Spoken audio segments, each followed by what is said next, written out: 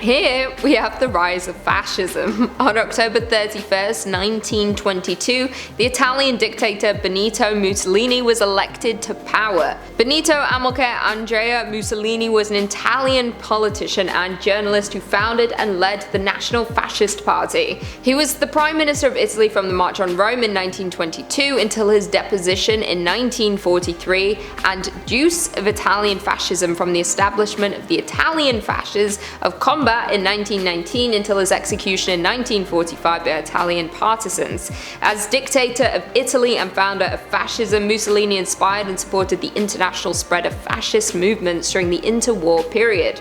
On October 31st, 1922, thousands of men in black shirts, part of the fascist party uniform, stormed the Piazza del Quirinale in Rome.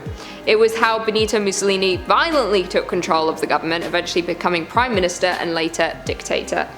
To be honest, I'll take myself seriously. To be honest, I know of Mussolini. I don't know exactly what he did, other than knowing he's a dictator. All I know is from the bits and pieces I watched in the movie. Oh, Tea with Mussolini. I watched that movie, even though Mussolini really wasn't in it. It was a Cher movie. I watched it for Cher. It was a very good movie. They speak about Mussolini. To be honest, I didn't actually ever know what was going on. All I know was Cher fell in love and then the guy used her, abused her. She had to run away. American in Italy. Satanic murder premonitions. On October 31st, 1981, a couple was murdered in their home in Manhattan. They were severely beaten and then shot in the head, execution style, and their house was ransacked. The murder was thought to be related to drugs, however, word from a prison informant turned the case on its head. His inmate David Berkowitz, the notorious son of Sam Killer, predicted the murder weeks before it happened. He gave an eerily accurate account of what was done to the slain couple's apartment, but could not have perpetrated the murders, so the case remains unsolved. I know David Berkowitz, I didn't know about this. I didn't know he predicted this. What? Man's a fortune teller. An evil man, he's in prison, he's probably dead.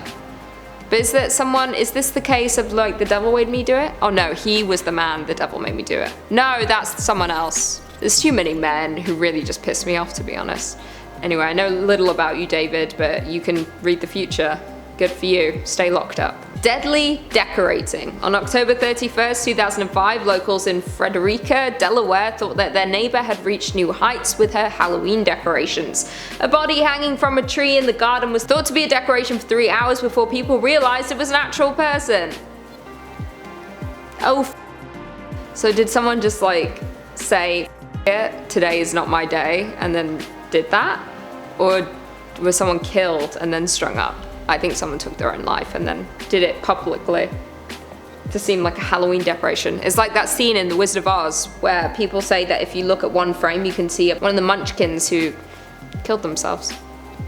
Hey guys, welcome back to Top 10 Central Dark, your place for all things horror. I'm your host, Wednesday Addams, and these are the dark things that have happened on Halloween. This being one of them. Feels shame. Shame. Shame. I should have dressed up as Cersei Lannister in Game of Thrones when she was shamed. You know, when she's just walking naked down the street. Shame. Men in tutus shouldn't criticize. Not everyone's wearing a costume on Halloween. When a tutu-clad Marine spotted a uniform-clad man in a wheelchair, he thought the man's costume was a weak attempt at mocking the military. So he attacked him. As the Marine learned upon his arrest, the man's wardrobe was not a comment on American servicemen and women. He was in fact a disabled veteran.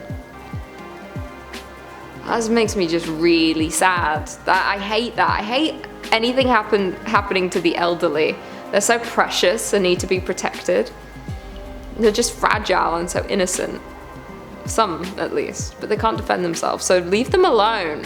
The note. The most frightening thing about the graveyard kit bought at Kmart was the note an Oregon woman found inside. It was written by a Chinese factory worker who claimed he and others were tortured and enslaved in a forced labor camp, making toys 15 hours a day with no pay or days off. He went on to plead for the letter to be forwarded to the World Human Rights Organization. The woman did just that, and the Chinese workers were freed when the camp was exposed months later. That is insane. That's crazy. I didn't think that was real. Well, of course, everyone makes comments. Like, there's probably so many people, like the clothes you're wearing, someone slaving away, hours on end, no breaks, no human rights. It's horrible to think about. Some people live in horrible conditions and are enslaved in different ways. Oh, Harry Houdini, I know of him.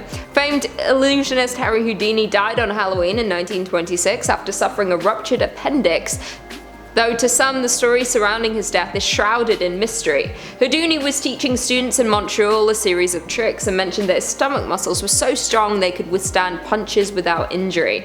A student then reportedly hit him over the appendix twice without warning, and while he felt fine immediately after, he later complained of pain and collapsed right after the curtain fell at his next show. Physicians confirmed that the student's punches caused Houdini's appendix to burst and poison his system.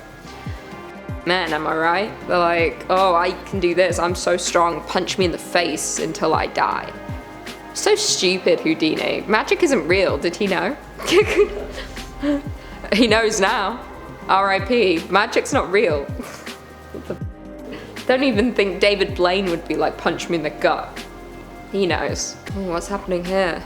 So much to look at, so many people, so much going on. Martians invade New Jersey. The night before Halloween in 1938, listeners to CBS radio had their programming interrupted with an odd message. Martians have invaded New Jersey. It was a radio play, War of the Worlds, led by actor, writer, and director Orson Welles. I knew of this, and a group of radio actors. However, few actually knew it was a play, resulting in plenty of people spiraling into a panic over an alien invasion. According to Radiolab, 12 million people were listening when the War of the Worlds came on the air. About 1 in every 12 listeners thought it was true, and about 1 million listeners ran out of their homes terrified. To be fair, I wouldn't be running out of my home. War of the Worlds is quite literally giant aliens that... Sometimes I get War of the Worlds confused with the spoof in Scary Movie 4, so I'm like trying to remember which one is actually accurate, because I was going to be like, oh, giant aliens and they blast off your clothes. I'm like, no, that's Scary Movie 4. But they are giant alien weird robot things. Tom Cruise has a hard time. Okay, something's happening here, some kind of war. Nice pants, sick, sick, sick. Okay, USSR leader Joseph Stalin. On Halloween in 1961, the former USSR leader Joseph Stalin's body, which was previously in a glass coffin in Moscow's Red Square, alongside the body of Vladimir Lenin, was removed from public display, according to the History Channel. That day, Stalin's body was removed to a nearby tomb and was no longer visible to visitors. The decision came at a time when Joseph Stalin and Stalinism was denounced by then Soviet leader Nikita Khrushchev. Respect. Stalin was not nice. Yeah, remove his body. Forget him. Remove him from the textbooks. No, you need to learn so you can hate, you know? Sometimes hate is good when it's directed at dictators. Who would? He was horrible. Couldn't tell you what he did though. I've already forgotten. I wasn't listening in school, but I graduated, got a degree. Propane Gas Explosion. On Halloween in 1963, an accidental propane gas explosion at an ice skating exhibition in Indiana caused 74 deaths and left 400 people injured. The deathly incident occurred at Holiday on Ice, an ice skating performance at the Indiana State Fairground Coliseum in Indianapolis. Not long after 11 p.m. on October 31st, 1963, while skaters were completing their final routine of the night, gas that had been leaking from a concession area caused an explosion, flooring caved in, creating a massive crater. That's horrible. Sometimes I think about that at night when I'm laying in bed. I actually thought about this yesterday. Not about propane gas, but that at any minute something could explode and I could die. I thought about that, like what if my building just collapsed? Or what if like a... No, that's triggering. What if something else exploded? What if a meteor just stopped on me? I think about that. You know, like Donnie Darko. And I'm Donnie. Could happen any moment. Well, there we have it. Thanks for tuning into this video. I've been your host, Lucy McPhee. Stick around for bloopers. Ooh, oh man, oh man, oh man.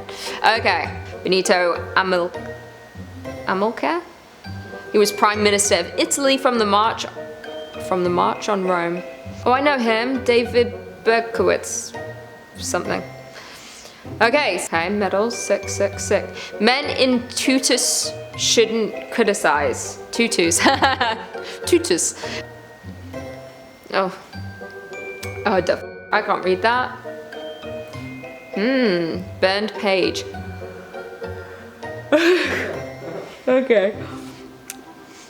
Yo. I can't, like, I feel so stupid. I know, that's the thing, is like I look too much like her and it's actually kind of freaking me out, and I now feel like an absolute idiot. Jesus, that one was heavy. I don't even know what I said.